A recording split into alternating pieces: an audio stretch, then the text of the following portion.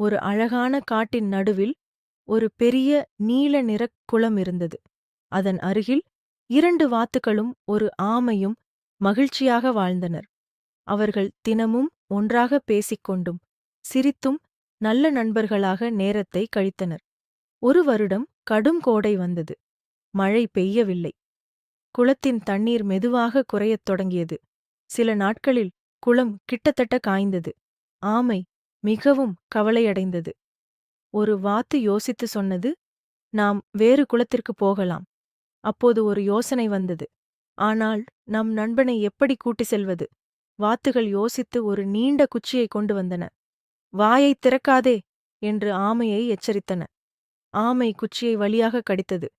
வாத்துகள் வானத்தில் பறந்தன. அவர்கள் கிராமத்தின் மேல் பறந்தனர். மக்கள் ஆச்சரியமாக பார்த்தனர்.